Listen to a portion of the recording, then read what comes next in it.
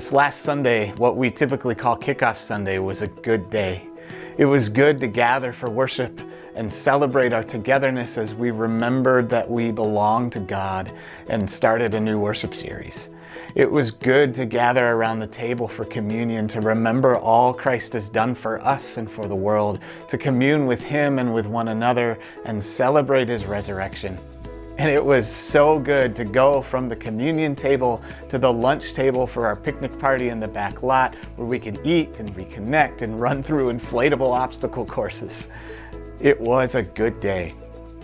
And as I drove home that afternoon, I caught part of a story on the radio that was talking about this idea that fresh starts or new beginnings are really helpful for us to change behavior, to grow as people, to just try something new. And this got me thinking. To be honest, I don't love that we call it Kickoff Sunday. It's not like the work of the church stops over the summer and starts up again in the fall. It may sound a bit cheesy, but I wonder if a better name would be Fresh Start Sunday or New Beginning Sunday or even All Things New Sunday. I can get behind that language because being a disciple of Jesus is all about fresh starts and new beginnings. You might even say that being a disciple is a lot like a series of resurrections over the course of a life of faith. Some are tiny incremental steps toward a new way of living, while others are preceded by deep pain and suffering that lead to a sudden rebirth or reinvention of self.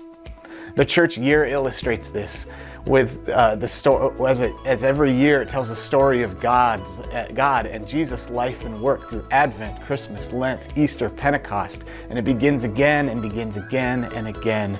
There's always an opportunity around the corner to start again, to remember again, to do better again. And while Kickoff Sunday isn't historically part of the church year, it certainly is a chance to begin again, to start fresh, to renew a commitment, or try something new altogether.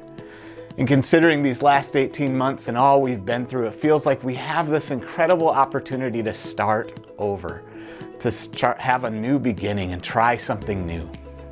So what are you going to do with this opportunity for a fresh start? If you've been worshiping at home this past year and a half, maybe it's time to reconnect in person, even just once a month. If you've been around but are feeling disconnected, maybe it's time to branch out, make a new friend, or just introduce yourself to someone you don't know. Maybe it's time to volunteer to serve on the worship team, or as a Sunday school teacher, a youth leader, or by making coffee on Sunday mornings.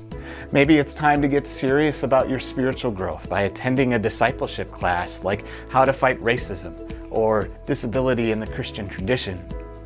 Maybe it's time to think about a commitment to First Church by attending a new members class in October. Maybe it's time to seek reconciliation in a broken relationship, or walk away from a destructive habit, or commit to a habit of daily prayer and meditation. God says in the book of Revelation, "See, I am making all things new."